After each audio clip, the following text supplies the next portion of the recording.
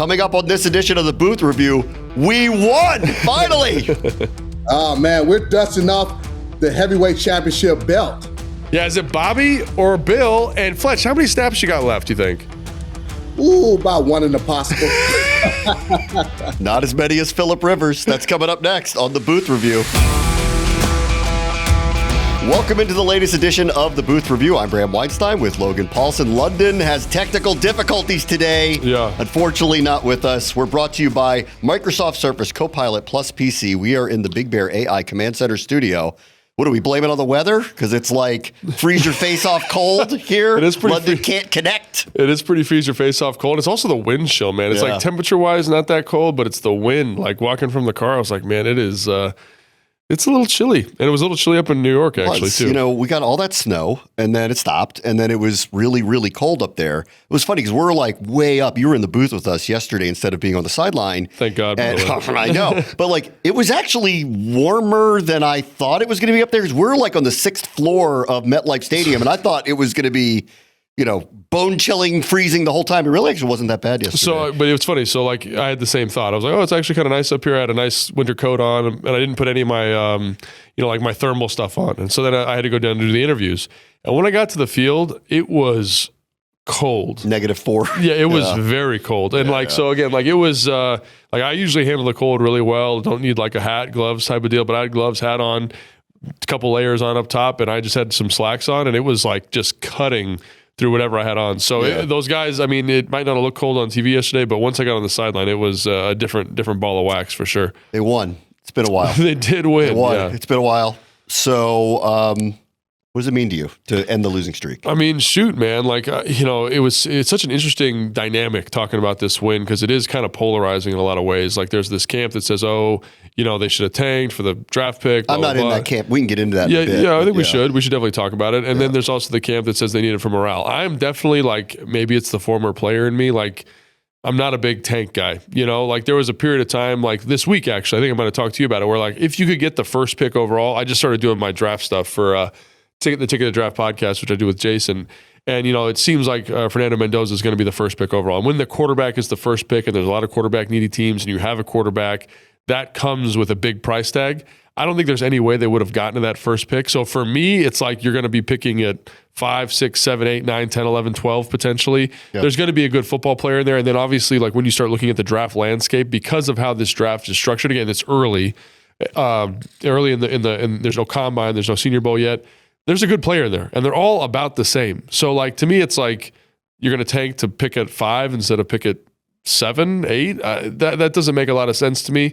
So, to me, especially given the losing streak that they had been on, I feel like they needed it for just morale, man, just good vibes, And I think we've talked about that a little bit too. Yeah. Well, I mean, here's a good point. Like, the Giants had 3rd overall pick. They got Abdul Carter. That's looking all right. I mean, he's a good player. Like, so it's funny because even that's looking all right. I know he's had there's some issues with some benchings that occurred, but you watch him yesterday and you watch him in the game before where he got benched at the start against New England, and don't tell me that this guy doesn't look like he's going to be a menace for a long time. So you don't have to pick number 1 to land on great players that I think can help you out. Well, I mean, even like with our draft this last year, I think you look at Trey Amos, like he was the 64th pick, right? You look at Josh Connolly, I think he's going to be an absolute stud. He's the 29th pick. I think if you understand schematically like what you're looking for in the draft, you can find guys. Like even this Abdul Carter thing, like I think they were using him incorrectly in New York earlier this season. And obviously with the new DC, they kind of said you're going to play more DN full time. Like, people think it's the player, but it's also the system. It's also the coaches. It's also the environment you're going to. And I think to Adam Peters' credit, I think he's done a good job of finding people that fit that. And I think you can definitely find somebody between 5 and 12 that fit that for this team and what you need. I want to go back to the idea of tanking too, which I also do not believe in really, just kind of at my core. I don't think that that's a good way to be organizationally. Like, don't you want people here who are all about winning at all costs? Like, the Saints aren't tanking. They just beat New Orleans. They just beat Tampa Bay and Carolina in back-to-back weeks, right? Like, it matters to them. They may or may not necessarily have their starting franchise quarterback. The only scenario by which I could hear out our record is what it is, maybe be all right if we lost, is if you need the quarterback. We don't need that. So I don't really even get the idea of doing anything like that. And I think if you are about anybody, anywhere, anytime, you are talking about standards that need to be met. At what point do you throw those out the window and say, well, now it's time to lose? I just don't think that fits with the core mantra of what any team, let alone this team, should be about. Yeah, and again, like I put a caveat on this. Like if they had an opportunity to get the first pick overall in the draft, I'd say maybe you give it a shot because you get a lot of draft capital, you get more bites at the apple. Interestingly, that's the Giants right now. Yeah, which I think is probably good for them. It's going to be a great opportunity because if they feel like Jackson Dart's the guy, which after watching yesterday and prepping this for this last game, I would say it looks like he's got a shot to be the guy.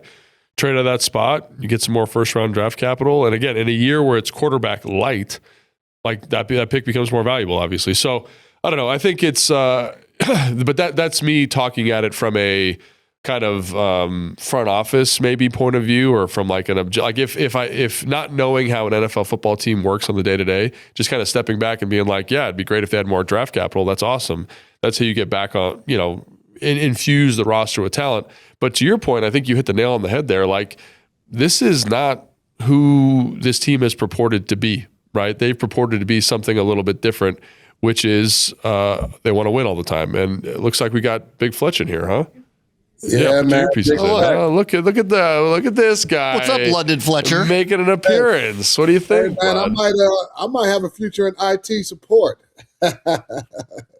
Who was the tech support? Who'd you call? Did you call Bryce? Tech support. He help you out? No, I did it myself. I got a little, a couple little tricks, man. I can't even. So it was user error the whole time, is what you're telling us.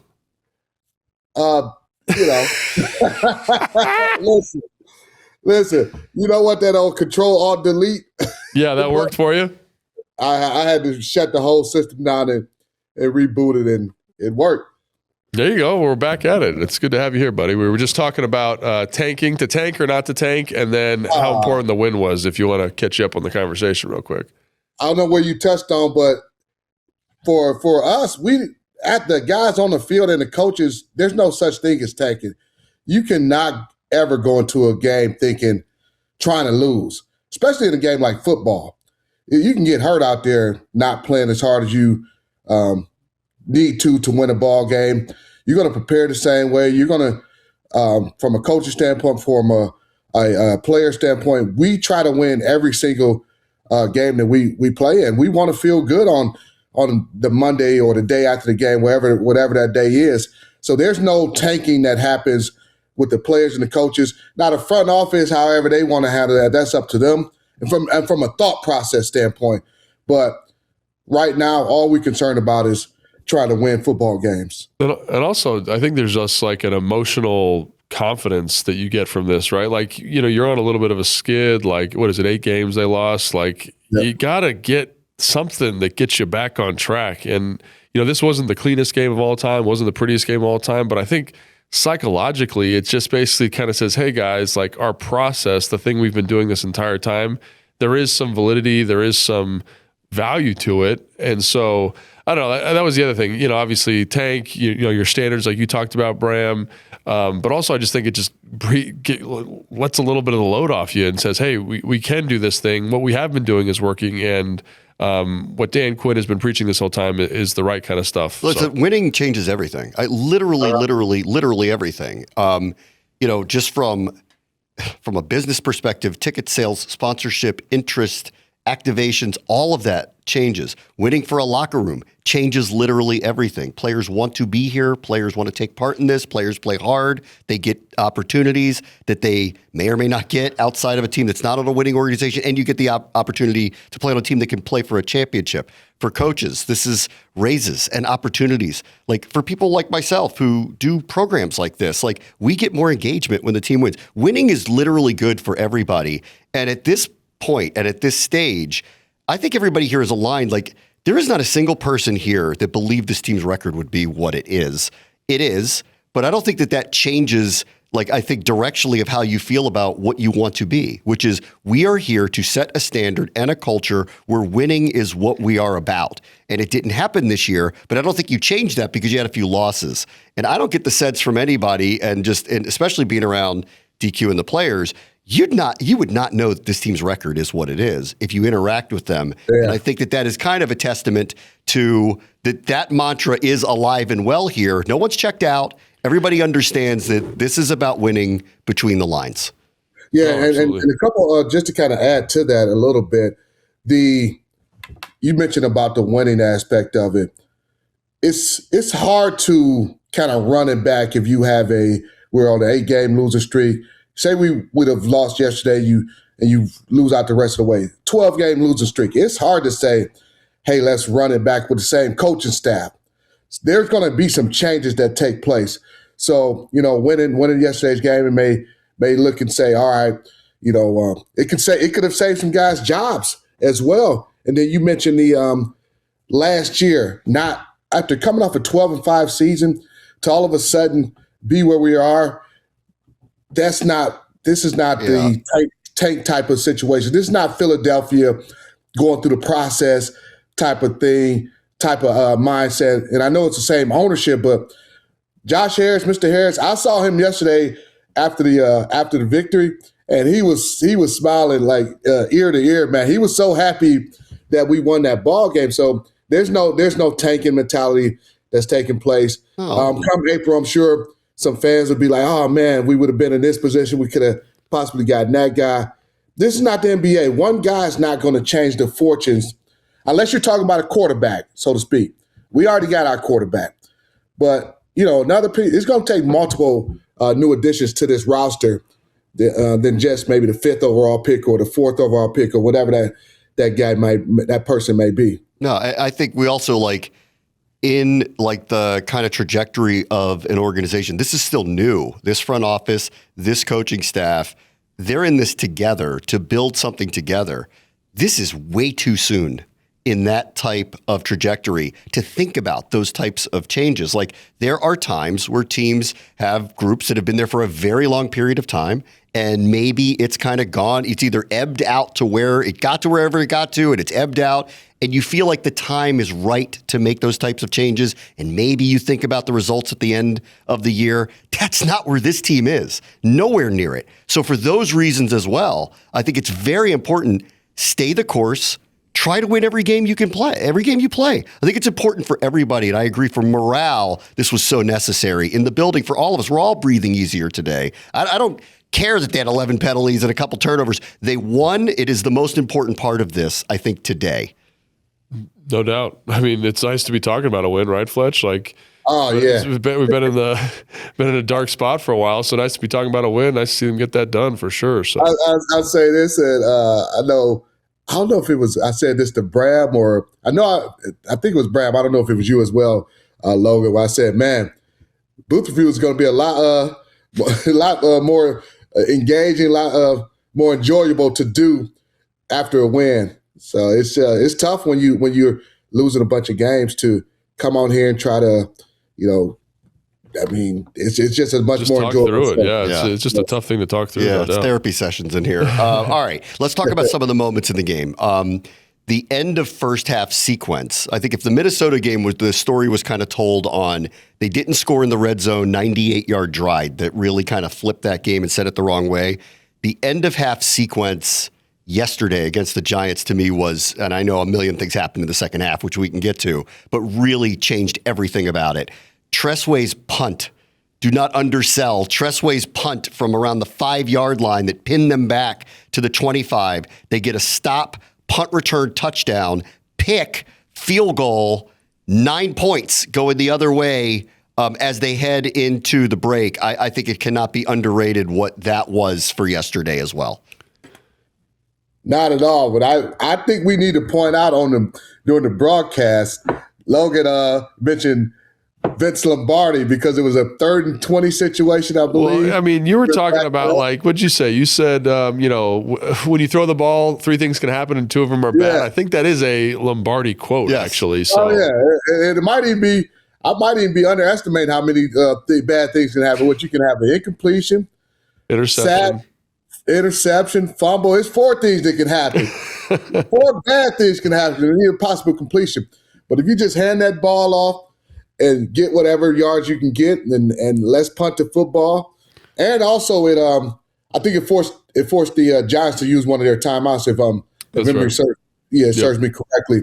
And then Tress, I mean, he had a booming punt, which like that punt right there. I don't know that the broadcast, the TV broadcast. I don't know if they mentioned how great of a punt that was, but I know we did during our broadcast. That was an outstanding punt and coverage by who made the tackle on that? Was it? It was Tyler Owens was first down. Then Nick Ballora was there, and I think Reeves was the guy that kind of finished it off. But like literally, it looked like a swarm of people down there. And Tyler Owens is getting that single coverage on the gunner side to the field. They're trying to get a sideline return to the vice down on Percy Butler, and he just did a great job winning 1-on-1. Slowed him up enough, didn't allow him to kind of attack downhill the returner, and great job by the coverage unit. I mean, really, like that's because like you walk like this is the thing that I had like we mentioned on the broadcast a little bit is like, yes, if you run the football and you punt and then you get a stop, you get the ball back, and it like logistically that's going to work out, right? But you got to execute the things. And so to see them execute those moments, specifically the punt and then the coverage, I thought was outstanding. And then for them to kind of look like a dominant defense, right? They got a pressure on first down. They get a sack on second down. Bobby Wagner has a huge hit on third down. They punt. It carries with the win. It ends up being the return. It was like if you had 5 plays in a row that could have been executed perfectly. I felt like that's what we got there. And that's why it felt like such a special moment, you know? There was going to be some openings for special teams this week. The Giants had just given up a punt return touchdown a couple of weeks prior. Against New England, they gave up one, right? Yes. That was the last game before their bye week. They had given up a number of long returns. Their punter was hurt, so it was a different punter. The wind conditions, we didn't know what kind of hang time they were going to get. This was wide open, and it was pretty telling. Jalen Lane was a captain yesterday, and Dan Quinn had talked about last week, he had some rough spots in the season. He had the big punt return early in the season. He had a misplayed ball. I can't remember which game it was where they were buried like inside their 5-yard line. He had a fumble somewhere else. He had been thrust into a role that I don't think they ever intended to put him in because of all the injuries that had occurred at the receiver position. And he was kind of learning on the fly and asked to make some plays that maybe, he and his development wasn't up to. And he's gotten through to this point where they saw the confidence return to him. And he had been talking about with Brian Mitchell, who shared with us, that he felt like he was going to pop one again pretty soon. This was ripe for this to happen. They named him a captain. He did the pregame speech on the field. And then all of a sudden, there he was taking off for them here at the end of the season. He blacked out during the pregame speech. That's what he told him. Did he tell you that? Did he tell you? We did an interview with him in the postgame, and I asked him, because he was speaking in tongues. And I'm like, what did you say to the team? He goes, I don't know. I blacked out. Sometimes you do, man. You get in front of the guys, you just start saying all sorts of craziness. But I think, like, to your point, Bram, it's nice to see people, now that the receiving group specifically is healthy, like to be in the roles that they're supposed to be in, I think, like now that he can focus on that, catch that ball and be courageous and fast and explosive getting downhill on that punt return. And again, he's still playing on the offense, but his role is limited. And I think like this is what happens when the depth is the way it should be from an offensive standpoint. Yeah, it's tough for a rookie to be asked to do so much because it's just as a returner in itself, that's a big responsibility. As a punt returner, number one thing, you got to catch that football. And depending on, these punters, they can do some tricky things with these footballs nowadays with whether it's having kind of a quirky twist on it, spin, the height, the hang time, all the different things you're trying to judge. Hey, do I fair catches? Do I try to return it? So there's a lot of different things that come into play just from that standpoint. Then you add the thing that the role that he was playing as a receiver and asked to come in on a third down or play a lot more than you thought would have been the role from him as at the beginning of the season. That's a lot on the young guys played. And as you mentioned, with the receiving corps being a lot healthier, now he can just focus really on just being that return guy. Now he's still he'll still study and be prepared to play a role as a receiver, but he knows he's not going to be one of those top 3 guys to start off in a ball game. Yeah, first time since '94 that Washington had 2 punt returns for a touchdown same season. Last person to do it, Brian Mitchell, greatest returner of all time. All right, here's another one that really kind of stood out to me. Lane has an up and down rookie season, but has huge moments that he's going to remember and big portions of wins that they've had. Bill Krosky-Merritt came out of the gate. He was a gangbusters playmaker, huge yardage, part of this, what was top 5 rush offense early in the year. He had a reduced role as the season was kind of going along. Yesterday, Chris Rodriguez unavailable, groin injury. You're taking on a team who gives up the most yards per carry in the NFL, specifically on the outside. This felt like there was an opening for him to have a big bounce back game, first one in a while, and he did too. What did you see from him yesterday? Yeah, man. I think, it's funny. I went back and watched the film, watched all the runs last time I got back to the house. And, there was some messy looks, man. They kind of played some difficult fronts to block versus runs they'd called. They did a little bit of, safety and nickel pressure that made it tough to kind of get stuff targeted in terms of safety or in terms of receivers, what they had to do. And so I do think, the offensive line was competitive. I thought the tight ends were competitive, but it wasn't always clean. And so I think testament to Bill to kind of make sure you're hitting it in the right spot. Even on his touchdown run, there's a little bit of a miscommunication between Biotish and Chris Paul, but he does a good job pressing it, then cuts it back late and is able to kind of still help those other blocks sink. So I think he did a lot of things that stood out to me as being very positive, even though the environment that he was running the football into wasn't always the best. So, I think we saw some of his natural ability. I thought he was a little bit more patient. And again, I don't want to put lipstick on a pig here. He did a great job, but obviously the New York Giants have struggled stopping the run all year. So there you go, Logan. Don't do that. Don't do that. Sorry. We're not going to allow that today. Sorry, but I'm saying, so even though it was a little bit messy, he did a good job. And I think there's a lot of things to be excited about in a performance that, like we talked about in the booth review or in the booth yesterday, you're able to run the ball more because you're protecting a lead. So he's able to get more touches. We're able to get more exposures to the run game. We're able to run the football to seal the win. And so I think all of those factors kind of coalesced to him having a pretty solid day. This is only the third time all year they scored first. Yeah, number one. Crazy. This is the first time they've had a double-digit point lead since the Chargers game, which was their last win before this. So it had been 2 months since they had a double-digit lead, and they had rarely scored first. They'd been playing from behind in every single game, and it obviously made a difference for Bill. I thought another thing that Bill did, he ran with more power than we had seen from him in the past. You mentioned the patience, and we know he has the explosiveness and the jump cut ability and the speed, but he ran with some power that on multiple occasions that we quite frankly had not seen a lot of that. And he mentioned to us that he wanted to add a lot of different. He wants to be kind of considered a back that can do it all, not just a kind of an outside perimeter type back and a speed type of back, scat back, so to speak. But a back that can do it all. If you need tough yards between the tackles, he can do that. If you need an explosive play, he can do that. So he mentioned there's some things that he wants to work on in the offseason, but I was impressed with the power that he ran with on a lot of those runs. He was hitting it. There was not any dancing that he was doing a couple times there was a stretch during the season where he was dancing a little bit, and you start to see kind of some of his carries go to a C-Rod or McNichols because they're like, hey, man, there's some times you just got to run it up in there, and he did that yesterday. Let me bring up another player that stood out. Ben Sinnott got one of the biggest plays of the game late. Great call, I thought, too. When they caught him down the seam, that wasn't a game, felt like it was going to be a game-sealing catch. I don't think it was. It ended up being that way. Sinnott has really kind of grown into a role this year where they're moving him. He's become an outstanding blocker. But in light of the injury to Zach Ertz, all of a sudden we're asking the question of, is there a future in that role for either him or Paulsen Yankoff? What did you see so far in what was the first game that we did not have Zach Ertz on the field? Yeah, I mean, obviously that role that Zach had, I don't think anybody kind of stepped in and filled it, quite honestly. I think what was the team? They were 3 for 10 or 11 on third down, and that's a role that Zach's been really excellent at this year so far. And obviously Ben and Paulsen didn't get any targets in those situations. The play that comes to mind is Terry McLaurin on the slant on the 3rd and 3 kind of to start the game off. But I do feel like they're still trying to figure out offensively how to replace Zach's production. I think you see a nice catch from John Bates up the seam off of play action. I think you see Paulsen Yankoff, again, heavy personnel play action. They're trying to stop the run in a 4-minute situation, does a great job kind of slipping the safety on the seam.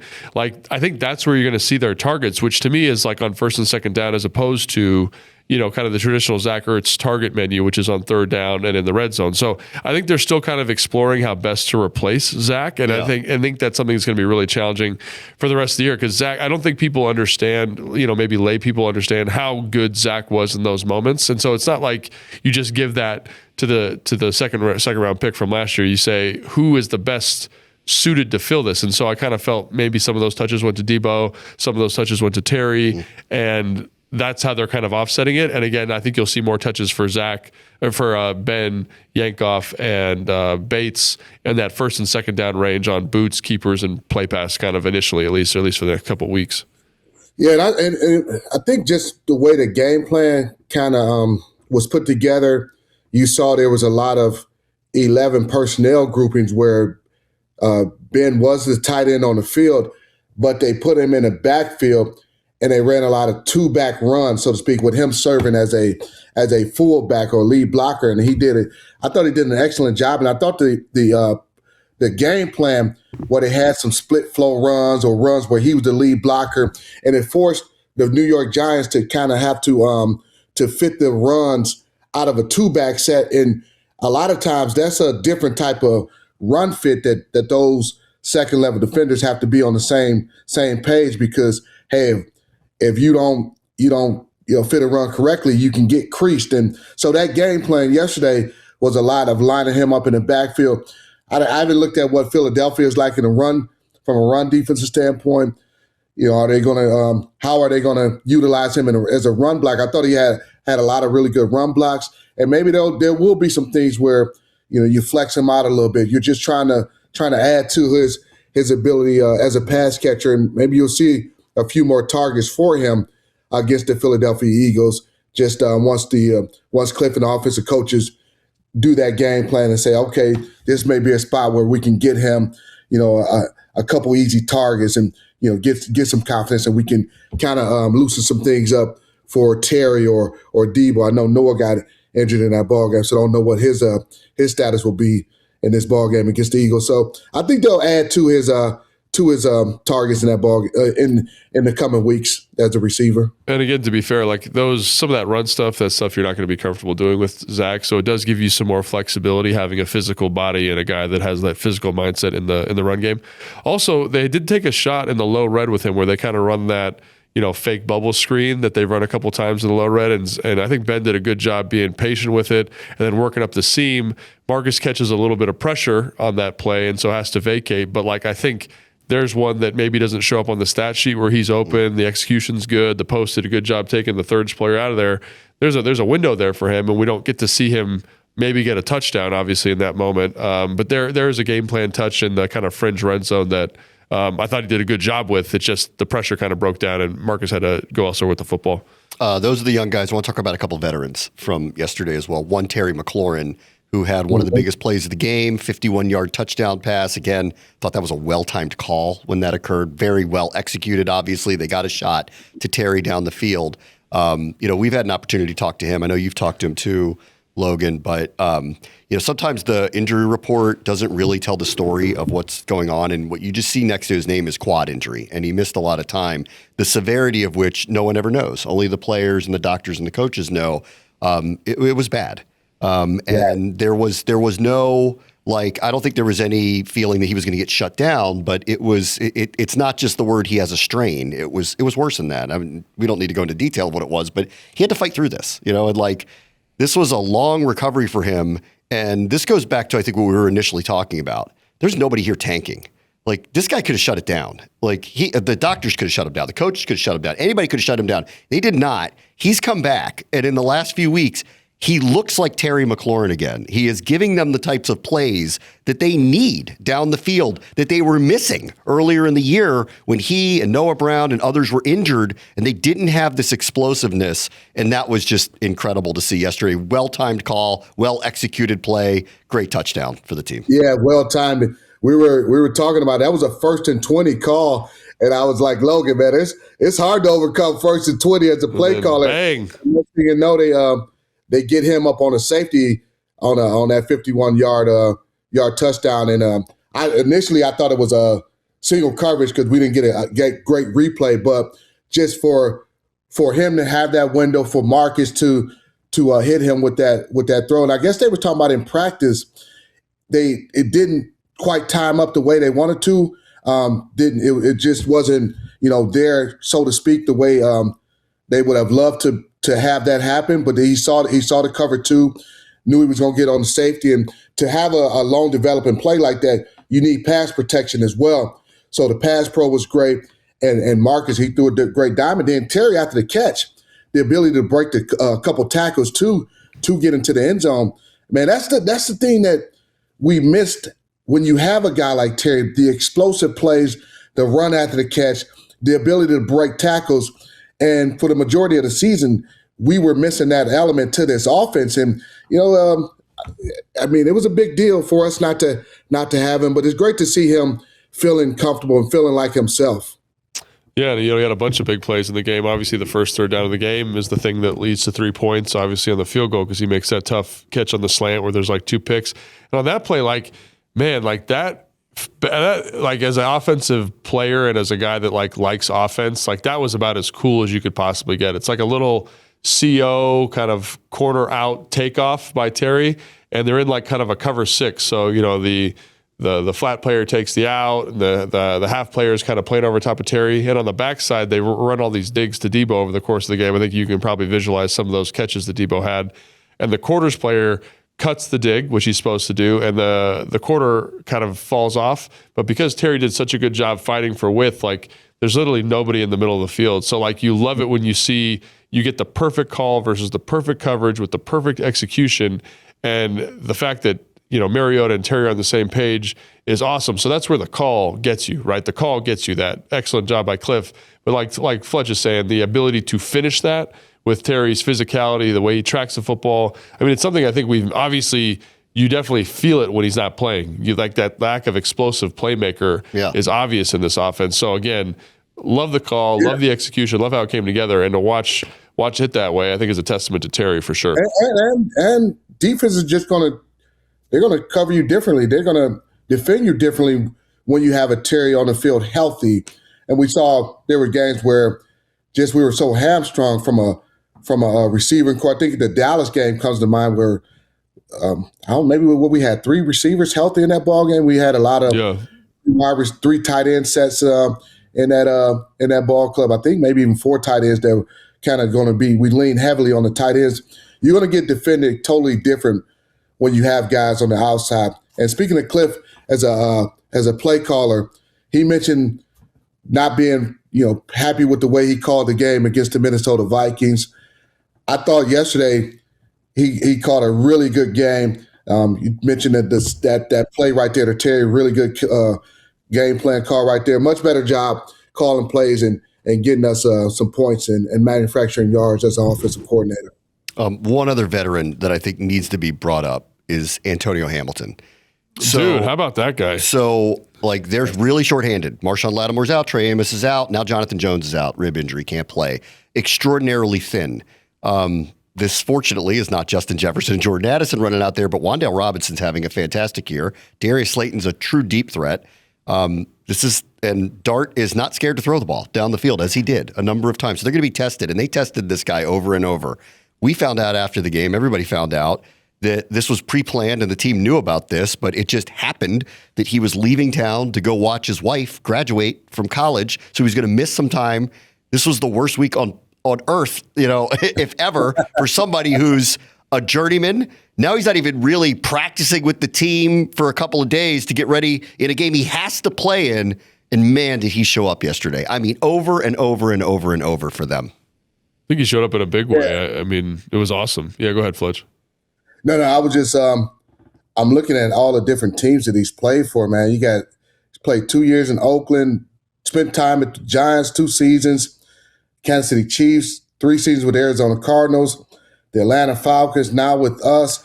And then DQ mentioned when they signed him, then maybe after the preseason, he mentioned how, hey man, he let them know there's one date that I'm going to have to miss because of my wife graduating. And she put a lot of stuff on hold while I was playing ball. So like he mentioned, hey, I need to be there. And DQ at that time is like, yeah, no problem. Because don't worry about it. Back then, you got a healthy Marshawn Lattimore, you got Trey Amos, you got Mikey Sanders still, you got Noah Igbenogany. Like, I mean, what's the likelihood he's going to be called up in the practice, on the active roster? And fast forward to this week, he's up, and Thursday practices are, I mean, that's a big game planning day.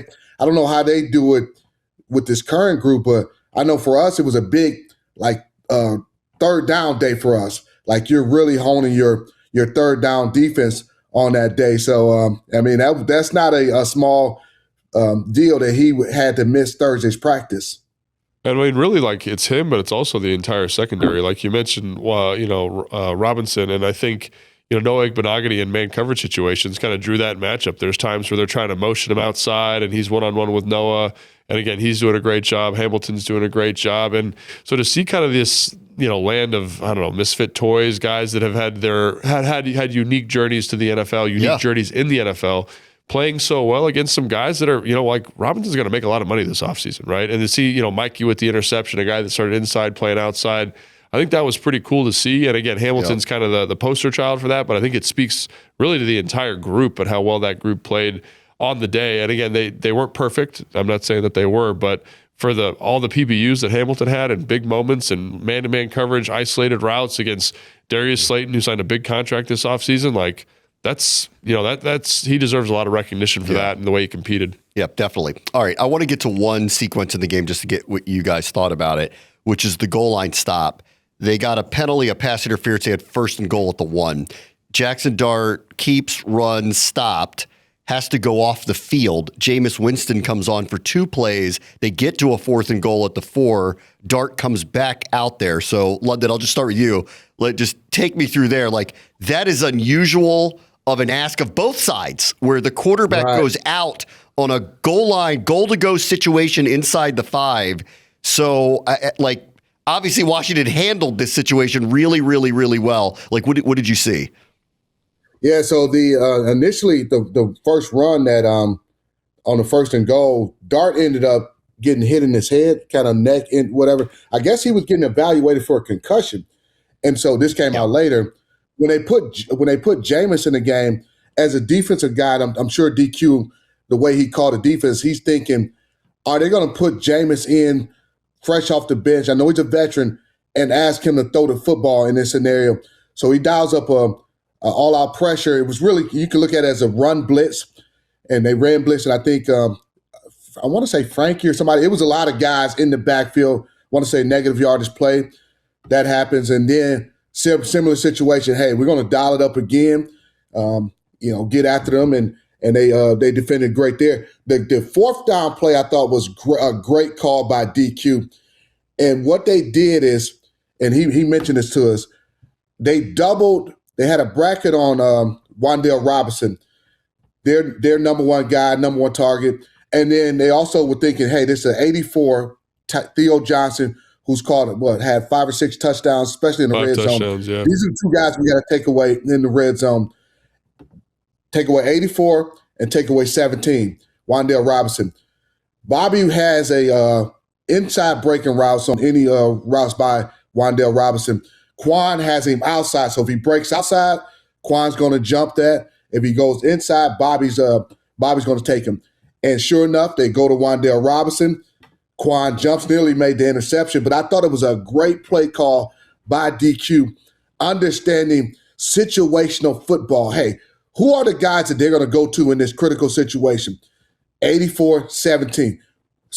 These guys aren't going to beat us. We're going to bracket these guys. And man, that ended up being a great call, and they got out of that scenario with no points given up. No, I totally agree. I think that's a great articulation of it. I think, you get, obviously the Commanders get a little bit lucky that the starting quarterback's out, Jameis comes in, but I think, just being aware of the situation like Fletcher's talking about, right? 1st down, hey, we're going to find something, probably a run, right? 2nd down, we're going to try and move the pocket on a boot, which is kind of that old spider 2-wide banana. Wan'Dale's in the backfield. He's going to the flat, understanding that they're trying to get their playmaker in the position where he's going to get the football. Jackson Dart comes back in. I thought the red zone concept was actually pretty good. It's one that people have hit a lot on. It's like this, what I would call tight scissors. So post by like the guy in the slot who was Wendell Robinson in a corner by the tight end. You're motioning to it. You got to get that communicated. And the fact that they were able to get that communicated and handle and match all the playmakers, again, it shows to me a maturation of the defense and the maturation of some of the young players. Like we talked a lot about some of these other guys, Ben Sinnott. Like I think Quan Martin had a really good game yesterday in terms of identifying a role for himself. Like obviously he makes the play there, but as a box player, Fletch, like he is throwing it down in the run game, man. Nice physical square tackles at the line of scrimmage, fitting as a quarters player, rotating down in single high. Like I think that might be who he is moving forward as opposed to that post player. But it's cool to see him find his sea legs here a little bit too. No, I'm glad you brought up Quan, man. I've always liked Quan as a football player, and it was I was hurt when he was missing tackles. It was not like he was out there. I was out there missing. Because I'm like, man, this is such a good football player. And he was getting killed on social media and all that. I'm just like, man, this guy is a good freaking football player. Think about when he came out of Illinois, his versatility. They played him as a nickel. He was covering receivers. They played him as a safety. So he had great versatility. And his first year at Washington, they used him as a kind of a both kind of a player that can do a little bit both. And you mentioned with Will Harris being back now, he's able to kind of play a lot more in the box. There was some times he's coming up making tackles, and you can see the difference in confidence as a football player. Like sometimes you have to be reminded, like, man, I'm a freaking good football player, and you got to go out and make a few plays. And I thought against the Minnesota Vikings, if memory serves me correctly, he had a really good game. Dude, he had a great fit from quarters and that. Like, I mean, he's made I think like you're talking about. Will Harris comes back. You're that vet in the room has done a nice job for you. Like, kind of letting him be that box player because Will Harris can do both. And then Revo, man, both those guys, Quan and Revo, in terms of the physicality they play with, it jumps off the screen when you're cutting the tape on. So. Again, like a little bit of land of misfit toys. Quan obviously is a second-round pick, but finding his legs at the right moment, Revo finding a role, Will Harris and his leadership in the back end. Like it was. I mean, quite honestly, great to see. Oh man, I love it. Let's do our own Tell the Truth Monday though here for a minute. Sure. Okay. So they won. Everybody's happy. They did win? Yeah, they won. The game? Trying to be happy about it. But if let's go back to the beginning of this conversation. If you do have these standards, then you are going to watch film and see 11 penalties and 2 turnovers and 4 fumbles, and they only lost 2 of them. Yeah. So, do you have the same meeting after a win as you do after a loss, even at this stage of the season, and go, all right, like there is still a lot to clean up here, even though we won? But I think that's good, though. It's like, and Fletch can speak to this probably better than I can. Like I always found like in a win, like you can coach hard in a win, man. Everyone's like, oh, you got to coach hard in a loss. Coach them hard in a win, man. We feel good, but we've got this standard. Let's get this cleaned up. Why are we having a false start? Is it the communication with the quarterback? Is it something in terms of our calls to the line of scrimmage? Let's get that cleaned up. Let's fix that detail, right? Why are we having an issue in terms of sacks, right? Like, oh, is it because of the route depths or whatever? Let's dial in on this thing. And so I think there's only, 3 games left now? 4 games left now? 3. 3. The season's not over, man. Let's get as good as we possibly can with the reps that we're given. And so, there's a lot of things to correct in this football game. There's a lot of good things like we just talked about, but let's make sure the corrections are there and they're the right things. And we're better next week than we were this week. And why not do it after a win? Yeah, I think it's more important to coach somebody harder after a win because there's so many times where teams have a tendency to gloss over certain things in a win. Like, okay, we got out of it, didn't hurt us. They might not even bring it up, but if you're being critical, like, hey, it didn't hurt us now, but this is something we definitely got to clean up. And there were some things, you mentioned the penalties, the turnovers, can't have the 2 turnovers, and could have been more because Connerly, he recovered 2 fumbles. Yep. And we ended up losing 1 fumble. And what, did we lose 2 fumbles? We lost 2. McNichols and Mariota both in the fourth quarter lost fumbles. So we fumbled 4 times. You can't have that against a better football team. The turnovers and the penalties, and this may be a different outcome of a ball game. So and they have Tell the Truth Monday, so they'll correct those things. There was some coverage things that was like, okay, this didn't hurt us here. We got to make sure we clean this up. We got to be better right here because this is open. Had a couple drops by some Giants receivers.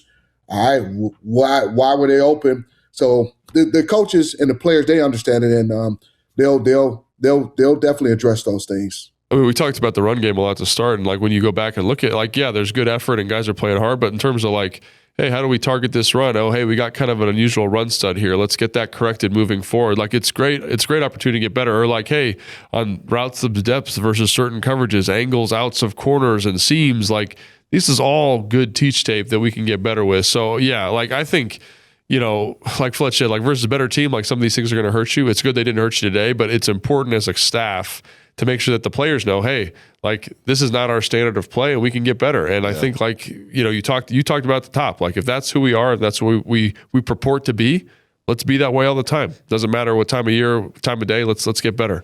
So man, I wish we had the ability, and I don't know if we do or not, to screen share. Jason, do we have the ability to screen share here? Uh-oh. You want to do something technical with all now? Our technical difficulties. No, I don't know if we do or we don't. What are you doing? Are you watching? Not right now. Not right now, Jason. But at a later date. Well, what I want the fans to do, and I just watched that fourth down play, that 4th and 4, and man, this is a thing of beauty, man. This is just, oh my goodness, the way they stopped this from a defense.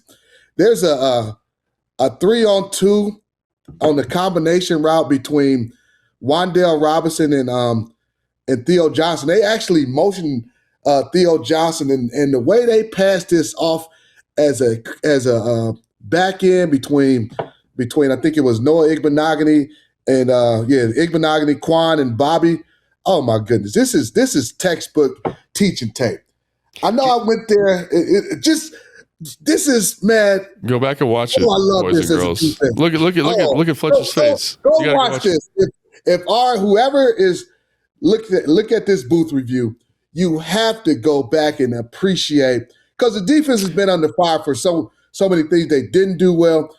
This right here, the way they pass this off and break and Fletch, you know what we can do? You want to be in the film breakdown show? Why don't I pull that clip for you? We can watch it on the film breakdown show this week, and then we can check that out. What day is that? I'll be in town tomorrow. So that's what I'm saying. Let's do it. Film breakdown show.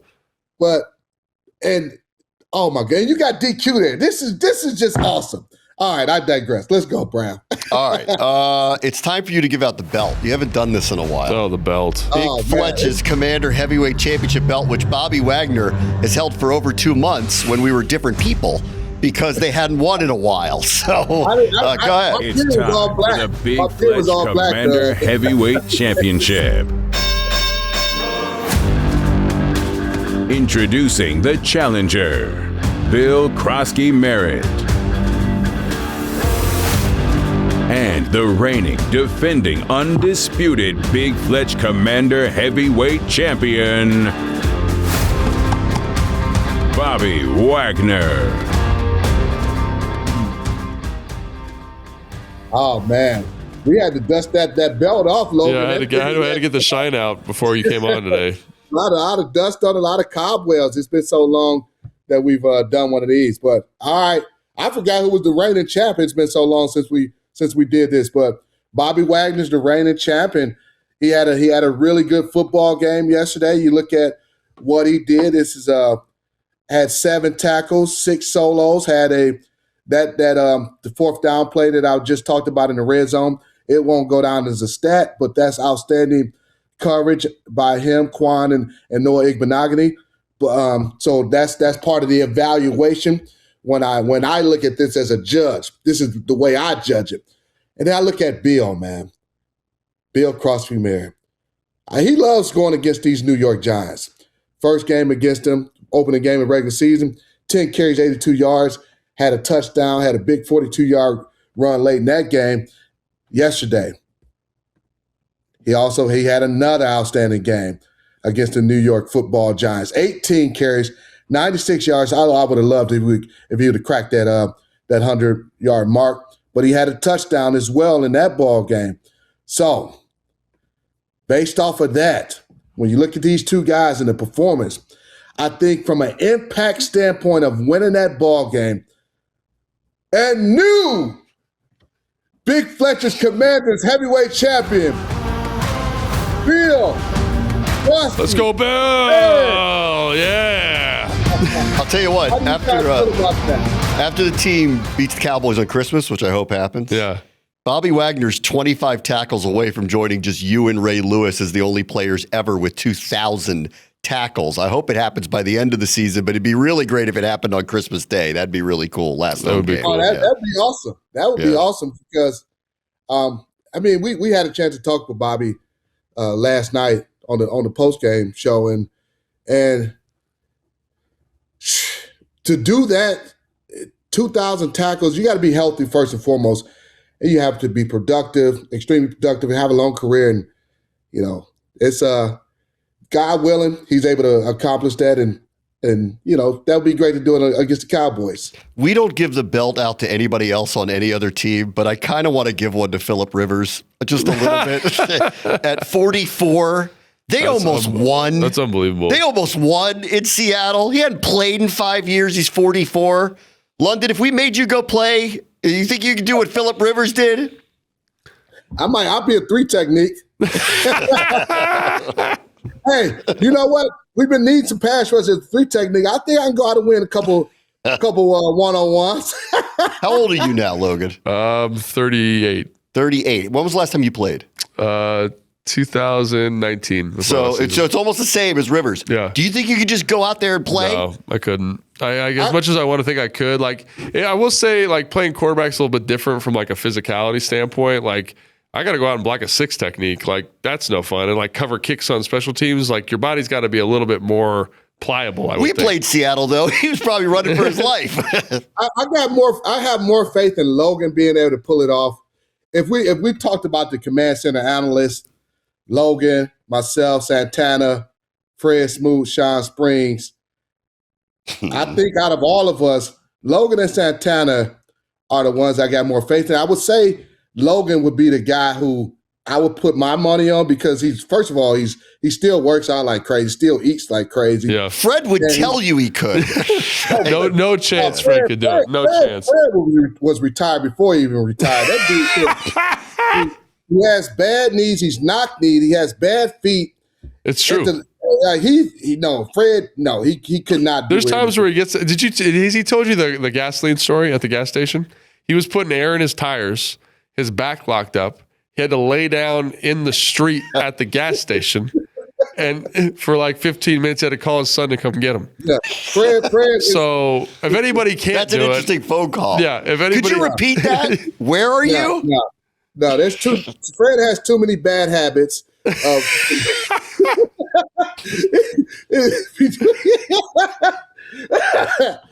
He had him while he was playing. They're worse now. At least Santana works out a lot, but for him as a speed guy, the receiver position, I think it'd be 45. Yeah. That's tough. Sean Springs, his body blue is beat up. He has no chance. True. My money's on Logan. I'm definitely the closest, and it would be a tough road for your boy to get back. So, but Phillip Rivers, I would need about 6 months to get in shape to do it. I got to tell you, Phillip Rivers, 6 months. That's pretty. 6 months, maybe 9. Maybe not. Phil Rivers almost winning in Seattle. I know yesterday. it's unbelievable. I literally was talking to someone on the plane on the way out to the game, and I was like, "It feels like malpractice to have him play in a football game. He's been out of the league for 5 years. He's out of shape." And he went out and kind of proved me wrong, Loki. So that's a lot of self-esteem to think you can do it, too, at 44. And there's a clip on the internet of the high school team he coaches all having a watch party and cheering for him when he threw a touchdown pass. It's really cool. So it's really cool. All right, we are down to the final 3 games, all division games. First 2 of them at home, Eagles, then Cowboys, both on short weeks. Saturday, 5 o'clock, Eagles. Then we'll turn around and play Thursday, Christmas Day. Cowboys should be a cool scene at Northwest Stadium, obviously, for that. Then we'll close the season final, I think, Sunday. They haven't named the time or date yet, but final Sunday, Eagles. So what are you looking forward to, final 3 games of the year? Man, I'm happy that, we're going into this game against the the Eagles on a win. Short week. I love the fact that it's in our stadium. I know it'll be if we had lost that game, man, I don't know how many of our fans would still been interested in coming to this game. I think because we won, the Eagles are still kind of trying to win a division. We had an opportunity to play spoiler. So I expect a great turnout by our fans in that ball game. And we'll be amped for that game. First opportunity to play them coming off that defeat in the NFC Championship game. I'm looking forward to the environment, looking forward to seeing our guys compete against the reigning NFL champions, Super Bowl champions. Yeah, me too. I mean, I think it's always fun against Philadelphia. We got to see them 3 times last year. So, like how has the team grown? Obviously for us, can they handle playing against a better level of competition? Like we talked about some of the issues that they had against the Giants. Those get cleaned up. I'm excited to check it out. Yeah, the only way Washington plays spoiler here, it could be to one or the other. They have to win this weekend. Philly clinches the NFC East if they win by virtue of the Dallas loss last night. Okay. So Philly just needs a win in one of the final 3, 2 of them obviously against Washington. If Washington can knock them off and Dallas were to get a win, Philly has to play Buffalo the following week, which will probably, the AFC East may still be in play at that point for them. That's going to be a big, hard game for them. We'll have Dallas here, so we can play a role of spoiler for a couple of weeks if they can knock off the Eagles on Saturday. Yeah. Now you mentioned that. I didn't even think about I hadn't even got to the Dallas piece, and then it's Christmas Day. Have we ever played? I know I've never played on Christmas. It's a Thursday, so it'll be unique situation. 1:00 game, and it'll be interesting to see that environment. We owe the Giants. I mean, we owe the Cowboys that. Regardless of the situation, you get up for those Cowboy games. It's still a big rivalry. All the NFC's games, man, they're huge, big rivals. But it's something about just when the Cowboys and Commanders / Redskins get together. It's special, man. I may have a burrow on Christmas Day. I don't know about you guys, but I'll have a burrow. Listen, more times than not, this has gone the right way sometimes, but more times than not, they have ruined more of my Thanksgivings than I care to remember. So to ruin their Christmas would be better. Really feels perfect. That would be awesome. Yeah. That would be awesome. Yeah. Hopefully get the dub, man. That'd be great. That'd be we might have to get some special outfits for the Christmas Day. Oh yeah. Game. I've already sent a note about it. Bram, I couldn't imagine you putting a stocking on that hair. We don't have to do that, but I'll go full Santa if you want. We are having our Christmas special show, which we're taping tomorrow. Where's it at, Jason? The Fox something? City Tap, which is up here in One Loudon. So if you guys want to come see everybody, we'll be up there. So come check it out. And that'll air on when, Jason? Airs Christmas Eve. So join us. I'd like to get whatever the best Commander's ugly Christmas sweater is. I'd like to go in that direction. So if anyone knows where I can get my hands on one of those, I'll do that. That'd be a good one. Oh, there's the holiday special right there. Yeah, so come check us out. Look at that. Very good. With special guest Santa Claus. Who's Santa Claus? I think we hired a guy. You hired a Santa Claus? Santa. Hired. We asked Santa to come. Boy, the economy's in rough shape. Santa needed a side gig. He needed a side gig, yeah. All right, this is off the rails. At least we got to talk about a win. See, this is what happens. You have fun. We had fun. All right, everybody. Talk to you next week after Eagles game number 1. We'll see you then. Booth Review was filmed at the Big Bear AI Command Center studio. Big Bear AI offers mission-ready AI for a rapidly evolving world, proudly protecting the Washington Commanders and its fans.